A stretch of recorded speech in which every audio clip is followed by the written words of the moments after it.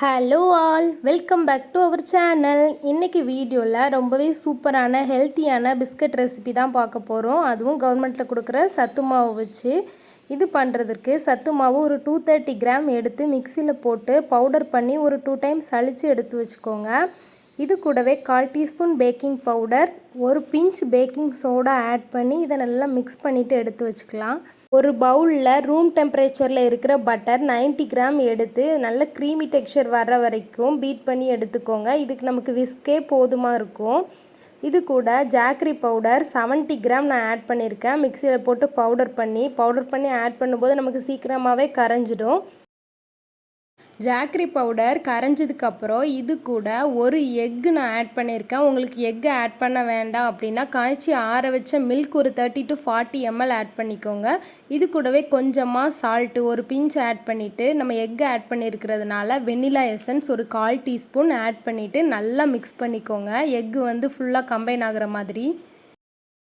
இதுக்கப்புறம் நம்ம try ingredients add பண்ணிடலாம். நம்ம ஆல்ரெடி எடுத்து மிக்ஸ் பண்ணி வச்சுருக்கோம்ல, நான் 2 டைம்ஸ் அழிச்சிருந்தேன். இப்போ 3rd டைம் அழிச்சிட்டு ஆட் பண்ணிக்கிறேன். அந்த நரங்கிறது எல்லாத்தையுமே எடுத்துருங்க. அப்போ தான் பிஸ்கட் சாப்பிடும்போது நல்லாயிருக்கும்.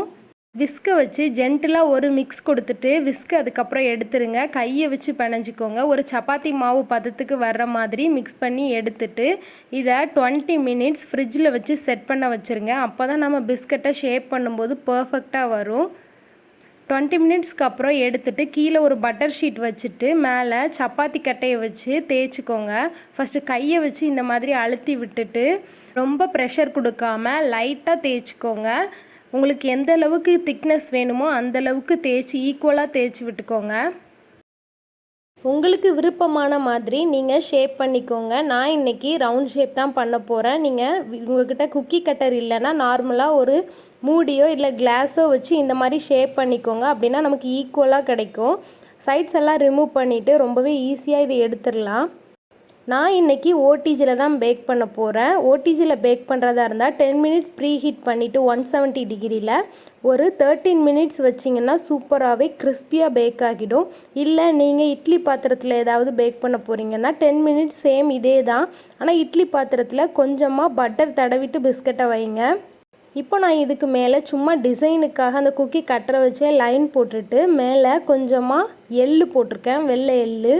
நீங்கள் உங்களுக்கு பிடிச்ச நட்ஸை கூட மேலே போட்டுக்கலாம். இப்போ இதை பேக் பண்ணி எடுத்துகிட்டு வந்துடலாம். ரொம்பவே சூப்பராக பேக் ஆகி வந்துருச்சு.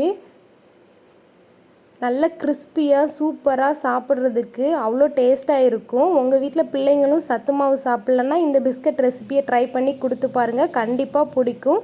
நெக்ஸ்ட் வீடியோவில் பார்க்கலாம்.